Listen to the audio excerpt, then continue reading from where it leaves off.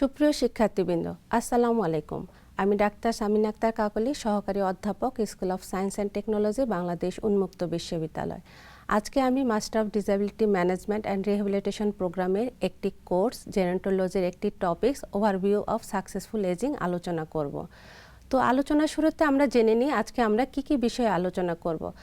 প্রথমে আমরা আলোচনা করব সাকসেসফুল এজিংটা কি, এর কম্পোনেন্টগুলো কি কি, এবং কেন সাকসেসফুল এজিংয়ের হচ্ছে ডিটারমিনেন্টসটা দরকার, এ সম্পর্কে আমরা জানব।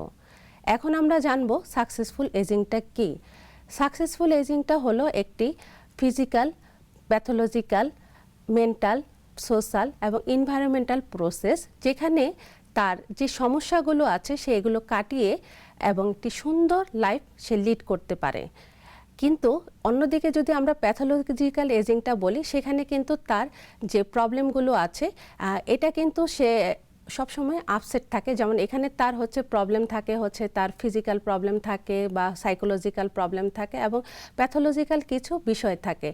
অন্যদিকে নর্মাল এজিংটা হলো তার বায়োলজিক্যাল এবং হচ্ছে ফিজিওলজিক্যাল যে চেঞ্জটা আমরা পরিলক্ষিত হয়, এটা অল ওভার দ্য লাইফ, যতদিন সে বেঁচে থাকবে তার মাঝখানে সে যে পরিবর্তনগুলো দেখতে পারে। এখন আমরা জানবো এসেনশিয়াল কম্পোনেন্ট কি কি।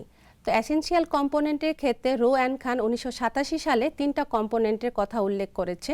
3টা কম্পোনেন্ট হলো low probability of disease and disability, high cognitive and physical functional capacity, active engagement with life function. এরপরে আমরা যে বিষয়টা জানবো সেটা হলো ডিটারমিনেন্টস অফ হেলথ। তো ডিটারমিনেন্টস হেলথের ক্ষেত্রে আমরা কয়েকটা বিষয় যেমন কাজ করে থাকে, যেমন তার হচ্ছে বায়োলজিক্যাল কী কী ফ্যাক্টর কাজ করে, এনভায়রনমেন্টাল, সোশ্যাল এবং হচ্ছে লাইফস্টাইলে কী কী ধরনের ডিটারমিনেন্টসগুলো কাজ করে সেই সম্পর্কে আমরা জানবো। বায়োলজিক্যাল ডিটারমিনেন্টসের ক্ষেত্রে আমরা যে বিষয়গুলো জানবো, তো এখানে দেখা যায় যে একটা জেনেটিক্স যে বিষয়টা থাকে, এই চেঞ্জটা কিন্তু অনেক বেশি পরিলক্ষিত হয়। যেমন অনেক সময় আমরা ডাক্তারের কাছে গেলে তারা হচ্ছে জিজ্ঞাসা করে যে আপনার বাবা মা কারো বা দাদা দাদি কারো হচ্ছে হার্টের প্রবলেম ছিল কিনা, বা হচ্ছে কিডনি প্রবলেম ছিল কিনা, বা ক্যান্সার ছিল কিনা। তো এই প্রশ্নটা কিন্তু অনেক সময় ডাক্তাররা জিজ্ঞাসা করে থাকেন। কারণ কি, এটা হচ্ছে অনেকটা জেনেটিক্যাল ইস্যু বা হচ্ছে প্রিডিসপোজিং ফ্যাক্টর হিসেবে কাজ করে। তো এই বিষয়গুলো কিন্তু জেনেটিক্যাল ইস্যুর ক্ষেত্রে এসে থাকে আর কি। সেলুলার এবং মলিকুলার পারপাসের ক্ষেত্রে আমরা যে বিষয়টা আমরা খেয়াল করব, তো এখানে আমরা দেখি যে ডিএনএ ড্যামেজটা হয়ে থাকে, তারপরে হচ্ছে তার মাইটোকন্ড্রিয়াল যে ড্যামেজটা থাকে এটা কিন্তু হয়ে থাকে। তো এর ফলে কিন্তু আমরা দেখব যে ওল্ডার এজের ক্ষেত্রে তাদের যে ব্যালেন্স প্রবলেমটা থাকে বা বিভিন্ন ধরনের শারীরিক যে মানসিক যে চেঞ্জটা আছে, এইটা কিন্তু এই প্রবলেমগুলো কিন্তু আমরা হোল ওভার দ্য লাইফ যদি আমরা খেয়াল করি যে অ্যাডাল্ট থেকে ওল্ডার এবং হচ্ছে মৃত্যুর আগ পর্যন্ত কিন্তু এই পরিবর্তনগুলো কিন্তু খুব কমন। এখন আমরা জানব কি কি ধরনের হরমোনাল বা মেটাবলিক চেঞ্জ হয়ে থাকে। আমরা জানি যে হচ্ছে তাদের বিভিন্ন ধরনের হরমোনাল চেঞ্জ হয়ে থাকে, যেমন হচ্ছে তার ইস্ট্রোজেন, প্রোজেস্টেরন, গ্রোথ হরমোন বা থাইরয়েড হরমোন, এই বিভিন্ন ধরনের চেঞ্জটা কিন্তু অ্যাডাল্টের থেকে কিন্তু যতই হচ্ছে ওল্ডার এজের দিকে এগোতে থাকে তাদের কিন্তু এই যে টেস্টোস্টেরন বা হচ্ছে ইস্ট্রোজেন বা গ্রোথ হরমোন, এগুলো কিন্তু বিভিন্নভাবে হচ্ছে চেঞ্জটা আমরা পরিলক্ষিত হয়। এখন আমরা তার নেক্সট পয়েন্টটা জানবো যে সাইকোলজিক্যাল কি কি ডিটারমিনেন্টসটা আমরা এখানে পরিলক্ষিত হয়। তো সাকসেসফুল এজিংয়ের ক্ষেত্রে আমরা কিন্তু ইজিলি দেখতে পারি যে এই সময় বিভিন্ন ধরনের আমরা দেখলাম যে পরিবর্তনটা পরিলক্ষিত হয়। তার মাঝে তাদের মাঝখানে যে অ্যাডাপ্টেবিলিটি বা কোপিং করার যে বিষয়টা, এটা যারা সাকসেসফুল এজিং তারা কিন্তু ইজিলি এই চেঞ্জটা মেনে নিতে পারে এবং এই জন্য তার যে যে প্রবলেমগুলো আছে সে কিন্তু এটা ইজিলি হচ্ছে কোপ করার সুবিধাটা পেতে থাকে। কিন্তু অন্যদিকে যাদের হচ্ছে বায়োলজিক্যাল প্রসেসটা হয়, যেমন হচ্ছে প্যাথোলজিক্যাল চেঞ্জ আসে, সেক্ষেত্রে কিন্তু তারা এই কোপিংটা হচ্ছে ইজিভাবে মেনে নিতে পারে না। কিন্তু সাকসেসফুল এজিংয়ের ক্ষেত্রে সে এই বিষয়টা মানিয়ে নেওয়ার চেষ্টা করে বা অ্যাডজাস্ট করার চেষ্টা করে, বা হচ্ছে কিছু কিছু নতুন যে বিষয়গুলো থাকে সে কিন্তু এইখানে অ্যাডজাস্ট করার বিষয়টা চলে আসে। সোশ্যাল ডিটারমিনেন্টসের ক্ষেত্রে আমরা যেটা জানবো, এখানে সবচেয়ে কমন যে বিষয়গুলো থাকে ফ্যামিলি গ্যাদারিং। এটা আমরা যদি বলি, আমরা অনেক সময় দেখি যে আমাদের যারা আমাদের ঘরে ওল্ডার পার্সন আমাদের ঘরে আছে, তো আমরা যদি কোথাও বেড়াতে যাই, তো সিম্পল যদি আমি একটা এক্সাম্পল হিসেবে যাই, যে বাসায় আমরা বেড়াতে যাব সেই বাসায় হয়তো বা 3 তলা বা 4 তলা বিল্ডিং, সেখানে সিঁড়ি আছে, লিফট বা র্যাম্পের কোনো ব্যবস্থা নেই। তো সেক্ষেত্রে হচ্ছে তাকে আমরা কিভাবে নিয়ে যাব, তো তখন আমরা কি করি, তাকে রেখে যাই। তো এই ক্ষেত্রে হয় কি, তার মানসিকভাবে সে আপসেট হয়ে যায় যে হ্যাঁ, বা সাইকোলজিক্যাল ডিপ্রেশনে ভুগে, তাকে তো কোথাও নিয়ে যাওয়া হচ্ছে না। তো এই বিষয়গুলো কিন্তু তার সাইকোলজিক্যালি একটা এফেক্ট ফেলে।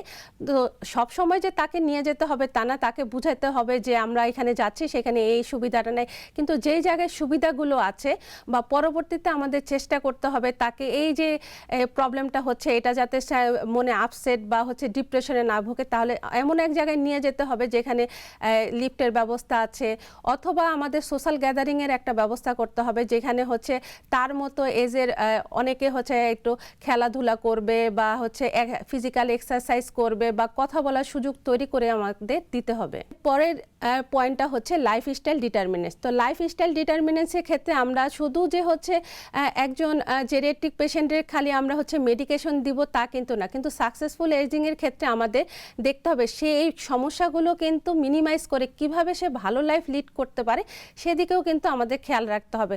এজন্য তাদের কি দরকার, আমাদের পর্যাপ্ত পরিমাণে হচ্ছে তার নিউট্রিয়াস ফুডটা সাপোর্ট দেওয়া দরকার। সে কি খাবে, সে কি খাবে না, এটা একটা ডায়েট চার্ট আমাদের করে দিতে হবে। যেমন আমরা জানি ডায়াবেটিস রোগীদের হচ্ছে আমরা কিন্তু একটা খুব কমন একটা সাজেশন দিয়ে থাকি যে হচ্ছে তার মিষ্টি খাওয়া নিষেধ, এবং এই সময় দেখা যায় সে হয়তো বা মিষ্টি পছন্দ করে, কিন্তু তাকে বুঝাতে হবে যে ডায়াবেটিসের কারণে কিন্তু তার এই যে মিষ্টি জাতীয় খাবারটা খাওয়া নিষেধ, এবং হচ্ছে মিষ্টি জাতীয় ফল, কিন্তু তার জন্য এমন কোনো ফুড বাছাই করতে হবে যাতে হচ্ছে তার জন্য এটা লাইফটা হেলদি লাইফ লিড করতে পারে, এবং তার সাথে কথা বলে এগুলো কিন্তু তাদেরকে বুঝাতে হবে।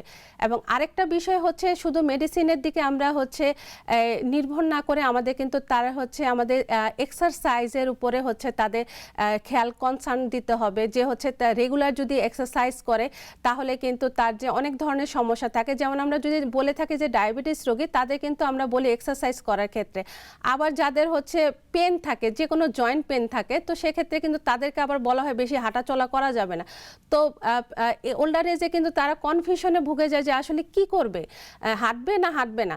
তো তাদের জন্য এরকম একটা হচ্ছে গোল সেট আপ করতে হবে যাতে তার ডায়াবেটিসও কমে, হাঁটাটাও হয় এবং এক্সারসাইজ হয়, এরকম একটা এক্সারসাইজ প্ল্যান তার জন্য করে দিতে হবে। এবং আরেকটা বিষয়ের দিকে খেয়াল রাখতে হবে যে তার হচ্ছে ভ্যাকসিনেশনের দিকে, যে হচ্ছে শুধু আমরা মেডিসিন দিব না, তার হচ্ছে প্রিভেন্টিভ মেজার হিসেবে তার ভ্যাকসিনেশন বা হচ্ছে রেগুলার চেক আপ, এই বিষয়গুলোর দিকেও কিন্তু আমাদের তার দিকে খেয়াল রাখতে হবে।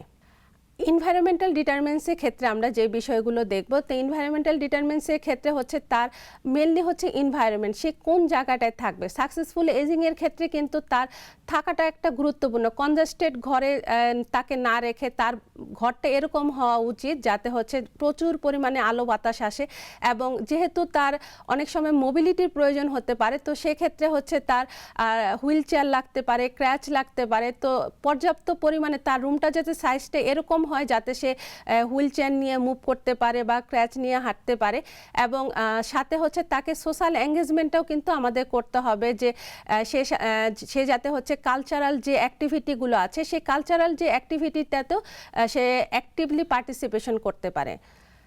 আজকে আমাদের টপিকস এখানেই শেষ প্রায়।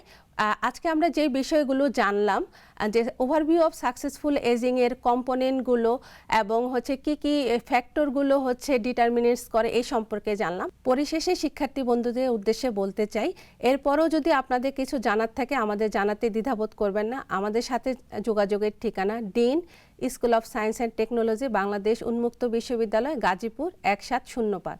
ধন্যবাদ জানিয়ে আজকে এখানেই শেষ করছি। আল্লাহ হাফেজ।